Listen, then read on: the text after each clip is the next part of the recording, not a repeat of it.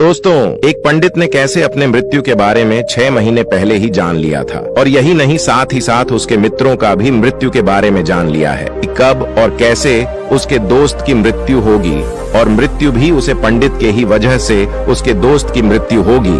आखिर उसके बारे में इतना सब कैसे जान लिया है?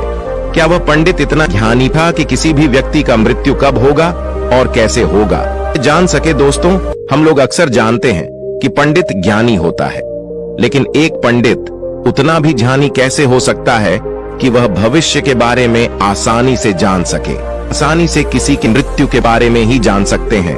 वह पंडित अपने आप ही वह जान लिया है या किसी ने उसको बताया है, जिसके बारे में यह पहले से ही अपने मृत्यु और अपने मित्रों की मृत्यु के बारे में जान लिया है? चलिए इस कहानी के माध्यम से जानते हैं। एक बहुत ही ज्ञानी पंडित रहता था। एक दिन वह अपने बचपन के दोस्त से मिलने के लिए दूसरे गांव में जा रहा था। उसका वह दोस्त बचपन से ही गूंगा और एक पैर से अपाहिज था। उस पंडित के गांव से उसके दोस्त का घर काफी दूर था। वहां जाने के लिए बीच बीच में कई सारे छोटे छोटे गांव पड़ते थे। पंडित रास्ते में अपनी धुन में चला जा रहा था। चलते चलते उसकी मुलाकात एक व्यक्ति से होती है। वह भी पंडित के साथ चलने लगता है। उसे आदमी को देखकर पंडित बहुत खुश हो जाता है। उसने सोचा, चलो अच्छा हुआ, साथ साथ चलने से उसका सफर आसानी से कट जाएगा। बात की शुरुआत करने के लिए उसे पंडित ने उसे व्यक्ति से उसका नाम पूछा, तो उसने अपना नाम धर्मराज बताया। पंडित को यह नाम कुछ अजीब सा लगा, लेकिन उसने नाम के विषय में कुछ और पूछना उचित नहीं समझ। दोनों धीरे धीरे साथ में चल रहे थे। तभी रास्ते में एक गांव आता है। गांव का प्रवेश द्वार आते ही धर्मराज ने पंडित से कहा, तुम आगे चलो, मुझे इस गांव में काम है, मैं तुमसे आगे मिलता हूं। पंडित ने कहा, ठीक है। वह आगे रास्ते में चल देता है। कुछ देर बाद उसे गांव में खबर फैली कि एक व्यक्ति को सैंड ने अपनी सिंह में फंसाकर मार दिया है। जैसे ही सैंड ने उसे व्यक्ति को मारा, ठीक कुछ ही देर में धर्मराज पंडित के पास आ गया। फिर दोनों चलना शुरू कर देते हैं और चलते चलते एक दूसरे गांव के द्वार पर पहुंच जाते हैं। उसे गांव के बाहर एक बड़ा और विशाल मंदिर बना हुआ था। वहां पर आराम करने की सुविधा काफी बढ़िया लग रही थी। पंडित के दोस्त का घर अभी वहां से बहुत दूर था और रात भी होने वाली थी। तो पंडित धर्मराज से कहा, रात होने वाली है, पूरे दिन चलते चलते थक भी चुके हैं और भूख भी लग रही है, तो यहाँ पर भोजन करके यहीं पर हम विश्राम कर लेते हैं, फिर सुबह के समय आराम से आगे की यात्रा जारी करेंगे। धर्मराज ने कहा, ठीक है, मुझे इस गांव में किसी को कुछ जरूरी सामान देने जाना है, तुम भोजन करके आराम करो, मैं बाद में आकर भोजन कर लूंगा। इतना कहकर वह वहां से चला जाता है, लेकिन उसके जाते ही कुछ ही देर बाद धुआं उठता हुआ दिखाई देता है और देखते ही देखते पूरे गांव में आग लग जाती है। पंडित ने हैरानी से सोचा कि यह धर्मराज जहां भी जाता है वहां कोई ना कोई अनहोनी जरूर हो जाती है, गड़बड़ है इस व्यक्ति में। लेकिन पंडित ने रात्रि में धर्मराज से कुछ भी पूछना उचित नहीं समझा। सुबह होते ही दोनों फिर से अपनी यात्रा शुरू कर देते हैं। कुछ देर चलने के बाद रास्ते में फिर से एक गांव आता है। धर्मराज ने फिर पंडित से कहा, आप आगे चलिए, मुझे इस गांव में अपने मित्र से मिलने जाना है, मैं अपने दोस्त से मिलने के बाद आगे रास्ते में मिलूंगा। यह कहकर धर्मराज वहां से चला गया, लेकिन पंडित इस बार आगे नहीं है। वहीं खड़ा होकर धर्मराज को देखता रहा कि वह कहां जा रहा है और क्या करता है। तभी थोड़ी देर बाद लोगों की आवाज सुनाई देने लगी कि एक व्यक्ति को सांप ने काट लिया है और उसकी मृत्यु हो गई है। ठीक उसी समय धर्मराज फिर पंडित के पास पहुंच गया, लेकिन इस बार पंडित से रहा नहीं गया और उसने धर्मराज से पूछ ही लिया कि तुम जिस भी गांव में जाते हो वहां कोई ना कोई अनहोनी जरूर हो जाती, क्या तुम मुझे बता सकते हो ये ऐसा क्यों हो रहा है? धर्मराज ने कहा, पंडित जी, आप तो मुझे बहुत ज्ञानी मालूम पड़े थे, इसीलिए मैं आपके साथ चलने लगा था, क्योंकि जैनियों का साथ बहुत अच्छा होता है, परंतु आप अभी तक समझ नहीं पाए कि मैं कौन हूँ। पंडित ने कहा, मैं समझ गया हूँ, लेकिन मुझे कुछ शंका है। अगर आप ही अपना उपयुक्त परिचय दे दें तो मेरे लिए आसानी होगी। तब धर्मराज ने जवाब दिया कि मैं यमदूत हूँ और यमराज की आज्ञा से उन लोगों के प्राण हरण करता हूँ जिनकी उम्र पूरी हो चुकी है। हालांकि पंडित को पहले से ही इस बात की आशंका थी, फिर भी धर्मराज के मुंह से यह बातें सुनकर वह घबरा गया। लेकिन वह हिम्मत करके पूछता है कि अगर तुम सच में यमदूत हो तो मुझे अगले मृत्यु किसकी? धर्मराज ने जवाब दिया, अगली मृत्यु तुम्हारे उस मित्र की है जिससे तुम मिलने जा रहे हो, और उसकी मृत्यु का कारण भी। तुम यह बात सुनकर पंडित कि अगर सच में यह धर्मराज यमदूत हुआ तो उसकी बात भी सच होगी और उसके कारण मेरे बचपन के सबसे अच्छे मित्र की मृत्यु हो जाएगी, तो सबसे अच्छा तो यही होगा कि मैं अपने मित्र से मिलने ही ना जाऊं। कम से कम मैं उसकी मृत्यु का कारण तो नहीं बनेगा। धर्मराज ने मुस्कुराते हुए कहा, तुम जो सोच रहे हो वह सब मुझे पता है, मगर तुम्हारे अपने मित्र से मिलने ना जाने से नियति नहीं बदल जाएगी। तुम्हारे मित्र की मृत्यु तो निश्चित है और वह अगले कुछ ही पलों में घटित होने वाली है। महाकाल के मुंह से ऐसी बातें सुनकर पंडित को झटका लगा, क्योंकि महाकाल ने पंडित के मन की बातें पढ़ ली थीं, जो कि एक सामान्य व्यक्ति के लिए संभव नहीं है। अब पंडित को विश्वास हो गया कि यह धर्मराज सचमुच में यमदूत ही है। जब पंडित को यह पूर्ण विश्वास हो गया कि धर्मराज जी यमदूत हैं, तो वह घबरा। वह अपने मित्र की मृत्यु का कारण नहीं बनना चाहता था, इसीलिए वह पलटकर अपने गांव की तरफ वापस जाने लगा। लेकिन जैसे ही पंडित वापस जाने के लिए मुड़ा, उसने देखा कि उसका मित्र की तरफ चला आ रहा है, जो कि पंडित को देखकर अत्यंत प्रसन्न दिखाई पड़ रहा था। आपने मित्र की आने की गति को देखकर पंडित को ऐसा लगा कि जैसे उसका मित्र काफी देर से उसका ही पीछा कर रहा है। लेकिन वह बचपन से ही गूंगा था और एक पैर से लंगड़ा भी था, इसीलिए ना तो वह पंडित को आवाज देकर रोक पाया था और ना ही उसे तक पहुंच पा रहा था। लेकिन जैसे ही वह पंडित के पास पहुंचा, अचानक ही जमीन पर गिर पड़ा और उसकी मृत्यु हो गई।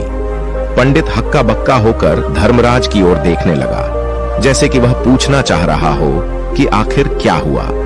धर्मराज के मन में उठ रहे प्रश्नों को समझ गया और बोला, तुम्हारे मित्र ने पिछले गांव में ही तुम्हें देख लिया था और मैं वहीं से ही तुम्हारा पीछा कर रहा था, लेकिन गूंगा और लंगड़ा होने की वजह से वह तुम तक नहीं पहुंच पाए। उसने अपनी पूरी ताकत लगाकर तुम तक पहुंचाने का प्रयास किया, लेकिन बुढ़ापे में बचपन जैसी ताकत नहीं होती, इसलिए हार्ट अटैक होने के कारण उसकी मृत्यु हो गई, क्योंकि वह तुमसे मिलने के लिए अपनी सीमाओं को तोड़कर तुम्हारे पीछे भाग रहा था। इसलिए अपने मित्र की मृत्यु का कारण भी तुम ही कहलाओगे। अब पंडित को पुनः यह विश्वास हो गया था कि धर्मराज एक यमदूत है और उसका कार्य जीवों के प्राण करना है। लेकिन पंडित एक ज्ञानी व्यक्ति था, वह यह भी जानता था कि मृत्यु पर किसी का वश नहीं है, सबको एक ना एक दिन मरना ही है। यही सोचकर उसने अपने आप को संभाल लिया। लेकिन अचानक ही पंडित के मन में अपनी मृत्यु के बारे में जानने की इच्छा हुई, इसलिए उसने धर्मराज से पूछा कि जब मृत्यु मेरे दोस्त की होनी थी तो शुरू से ही मेरे साथ क्यों चल रहे थे। यह प्रश्न सुनकर धर्मराज जोर से हंस और बोला, मैं तो हर पल हर क्षण सभी के साथ चलता, किंतु लोग पहचान नहीं पाए, क्योंकि लोगों के पास अपनी समस्याओं के अलावा किसी और व्यक्ति, वस्तु या घटना के बारे में सोचने, समझने या उसे देखने का समय ही नहीं होता। तो क्या तुम ये बता सकते हो कि मेरी मृत्यु कब, कहां और कैसे होगी? महाकाल ने कहा। हालांकि किसी भी सामान्य जीव के लिए अपनी मृत्यु के बारे में जानना ठीक नहीं है, क्योंकि कोई भी जीव हो वह अपनी मृत्यु के बारे में जानकर बहुत दुखी हो जाता है। हालांकि तुम ज्ञानी व्यक्ति मालूम पड़ते हो और तुमने जिस तरीके से अपने मित्र की मृत्यु को सहन कर लिया है, उसे देखकर लगता है कि तुम अपनी मृत्यु के बारे में जानकर भी दुखी नहीं होंगे। तो तुम्हारी मृत्यु आज से ठीक 6 महीने बाद आज ही के दिन किसी दूसरे राज्य में फांसी लगने से होगी। और सबसे हैरानी की बात तो यह होगी कि तुम स्वयं ही खुशी से उसे फांसी को स्वीकार कर लोगे। इतना कहकर धर्मराज वहां से चला गया, क्योंकि अब धर्मराज के पास पंडित के पास चलते रहने का कोई कारण न था। इसके बाद पंडित ने अपने मित्र के शरीर का अंतिम संस्कार किया और यथाशक्ति उसके क्रियाकर्म करके अपने गांव वापस आ गया। लेकिन कोई व्यक्ति कितना भी ज्ञानी क्यों ना हो, अपनी मृत्यु के बारे में जानकर दुखी तो होता ही है, और मृत्यु से बचने का कोई ना कोई उपाय भी खोजना है। तो पंडित ने भी वही किया, क्योंकि पंडित विद्वान था, इसलिए उसकी पहचान उसे राज्य के राजा तक थी। पंडित ने सोचा कि राजा के पास तो कई सारे ज्ञानी मंत्री हैं, वह मेरी मृत्यु से संबंधित समस्या का कोई ना कोई समाधान निकाल ही लेंगे। पंडित यही सब सोता हुआ राज दरबार में पहुंच जाता है और राजा से सारी घटना के बारे में बताता है। राजा ने अपने मंत्रियों को सारी समस्या बताई और उनसे सलाह मांगी। अंत में सभी ने विचार विमर्श करके कहा, अगर पंडित की बात सही है तो उसकी मृत्यु भी 6 महीने बाद ही होगी, लेकिन मृत्यु तो तब होगी जब वह किसी दूसरे राज्य में जाएगा। यदि वह किसी दूसरे राज्य में जाए ही ना तो मृत्यु ही नहीं होगी। मंत्रियों की यह सलाह राजा को भी सही लगी। इसके बाद पंडित के रहने की सारी व्यवस्था महल में ही कर दी गई और राजा के आदेश के बिना उस पंडित से किसी को भी नहीं मिलने दिया जाता था। लेकिन पंडित कहीं भी आ जा सकता था कि वह राजा की कैद में है, परंतु पंडित डर के मारे स्वयं ही कहीं आता जाता नहीं था। धीरे धीरे महीने गुजरे गए और पंडित की मृत्यु का समय नजदीक आने लगा और अंतत वह भी दिन आ गया जिस दिन पंडित की मृत्यु होनी थी। तो जिस दिन पंडित की मृत्यु होनी थी उसकी एक रात पहले पंडित डर के मारे जल्दी ही सो गया ताकि जल्दी से वह रात बीत जाए और अगला दिन आ जाए ताकि मृत्यु टल सके। लेकिन पंडित को नींद में चलने की बीमारी थी और अपनी इस बीमारी के बारे में अब स्वयं ही नहीं जानता था। तो फिर राजा मंत्री या किसी वेद को इसके बारे में बताने का कोई प्रश्न ही नहीं उठता। पंडित अपनी मृत्यु को लेकर बहुत चिंतित था। वह पिछले कई दिनों से ठीक से सो भी नहीं पा रहा था और नींद में चलने की बीमारी भी तभी होती है जब व्यक्ति ठीक से सो नहीं पा रहा हो। उस रात भी पंडित को नींद में चलने का दौरा पड़ा। वह उठा और महल से निकलकर अस्तबल में गया। क्योंकि पंडित राजा का खास मेहमान था, इसलिए किसी भी पहरेदार ने उसे नहीं रोका और ना ही किसी तरह की कोई पूछता। आज की अस्तबल में पहुंचकर वह सबसे तेज चलने वाले घोड़े की पीठ पर सवार होकर नींद में ही अपने राज्य की सीमा से बाहर दूसरे पड़ोसी राज्य में चला गया। इतना ही नहीं, वह दूसरे राज्य के राजा के महल में पहुंच गया। उसे महल के पहरेदारों ने भी उसे नहीं रोका और न ही कोई पूछताछ कि सभी लोग रात्रि का अंतिम प्रहार होने के कारण गहरी नींद में थे। वह पंडित सीधे राजा के सैन्य कक्षा में पहुंचा जहां राजा और रानी सो रहे थे। वह पंडित वहीं जाकर सो गया। सुबह हुई तो राजा ने पंडित को रानी के बगल में सोया हुआ देखा तो बहुत क्रोधित हो गया।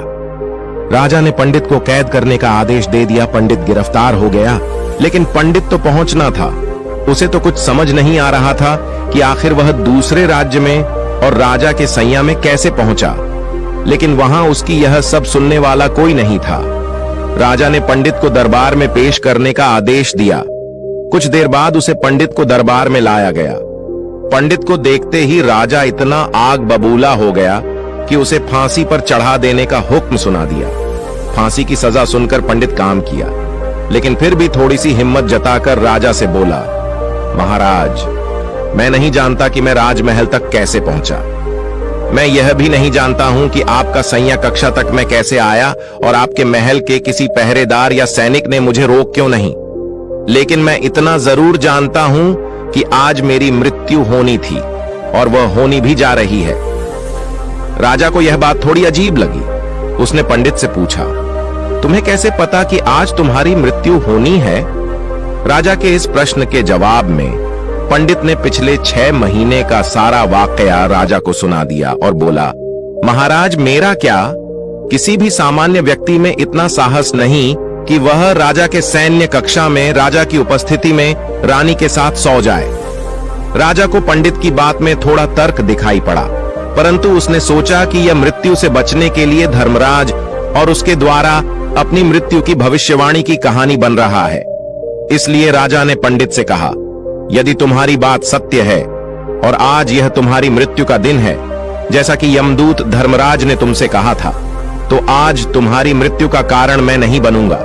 लेकिन यदि तुम्हारी बात झूठ ही निकली तो निश्चित ही आज तुम्हारी मृत्यु का दिन होगा, क्योंकि जिस राज्य से पंडित आया था उसे राज्य का राजा इस राजा का मित्र था। इसलिए राजा ने तुरंत अपने कुछ सैनिकों को पड़ोसी राजा के पास भेजकर पंडित की बात की, सत्यता का प्रमाण मांगा। भेजे गए सैनिक शाम तक लौटे और उन्होंने राजा को बताया कि महाराज, पंडित जो कुछ भी कह रहा है वो सत्य है। पड़ोसी राज्य के राजा ने पिछले 6 महीने से पंडित के रहने की सारी व्यवस्था अपने ही महल में कर रखी थी। पंडित राजा का खास मेहमान था। कल शाम राजा आखिरी बार पंडित से उसके कक्षा में मिले थे और उसके बाद यह इस राज्य में कैसे पहुंच गया इसकी जानकारी किसी को भी नहीं है। इसलिए उसे राज्य के राजा के अनुसार पंडित को फांसी की सजा देना ठीक नहीं है। लेकिन राजा के सामने एक नई समस्या थी, क्योंकि उसने बिना पूरी बात जान ही पंडित को फांसी की सजा सुना दी थी। इसलिए अगर पंडित को फांसी नहीं दी जाती तो राजा के वचन का अपमान हो जाएगा, लेकिन अगर राजा की बात का मान रखा जाए तो बेवजह ही एक निर्दोष व्यक्ति की मौत हो जाएगी। राजा ने अपने सभी मंत्रियों से इस बारे में सुझाव मांगा, तो मंत्रियों ने राजा को सुझाव दिया कि महाराज, पंडित को एक कच्ची सूट के धागे से फांसी लगवा दी जाए, जिससे आपका कथन का भी मन रह जाएगा और कच्चे सूट के धागे से पंडित को फैंसी भी नहीं लगेगी और उसके प्राण भी बच जाएंगे। राजा को मंत्रियों का यह सुझाव पसंद आया और उसने ऐसा ही करने का आदेश दे दिया। पंडित के लिए कच्चे सूट के धागे से फांसी का फंदा बनाया गया और नियम के अनुसार पंडित को फांसी पर चढ़ाए जाने लगा। सभी लोग बहुत खुश थे कि ना तो पंडित मारेगा और ना ही राजा का वचन खाली जाएगा। पंडित को भी पूर्ण विश्वास था, ये सूट के धागे से तो उसकी मृत्यु हो ही नहीं सकती, इसलिए इस पर चढ़ने के लिए तैयार हो गया। जैसा कि धर्मराज ने भविष्यवाणी की थी कि तुम खुद ही अपनी फांसी को स्वीकार करोगे। लेकिन जैसे ही पंडित को फांसी दी गई, सूट का धागा तो टूट गया, लेकिन टूटने से पहले उसने अपना काम कर दिया था। पंडित के गले की एक नसें सूट के धागे के झटके से कट चुकी थीं और पंडित जमीन पर पड़ा तड़प रहा था। उसी पल उसके गले से खून की फुहार निकल रही थी और देखते ही देखते पंडित का शरीर पूरी तरह से शांत हो गया। सभी लोग आश्चर्यचकित थे और पंडित को मारता हुआ देख रहे थे। किसी को विश्वास नहीं हो रहा था कि कच्चे सूत के धागे से भी किसी इंसान की मृत्यु हो सकती है, लेकिन घटना तो घट चुकी थी। नियति ने अपना काम कर दिया था और धर्मराज की भविष्यवाणी सच हो चुकी थी। श्रीमद् भागवत गीता में भगवान श्री कृष्ण ने कहा है, जो होना होता है वह होकर ही रहता है। हम चाहे कितनी ही सावधानी बरतें, कितना ही उपाय कर लें, लेकिन घटना और घटना की पूरी प्रणाली पहले से ही तय होती है, जिसे हम थोड़ा सा भी इधर उधर नहीं कर सकते हैं। दोस्तों, शायद इसीलिए ईश्वर ने हमें भविष्य जानने की क्षमता नहीं दी है, ताकि हम अपने जीवन को ज्यादा बेहतर तरीके से जी सकें। और यही बात उसे पंडित पर भी लागू होती है। अगर पंडित ने धर्मराज से अपनी मृत्यु के बारे में न पूछा होता तो 6 महीने तक राजा के महल में कैद रहकर डर डर कर जीने की बजाय ज्यादा बेहतर जीवन जीता।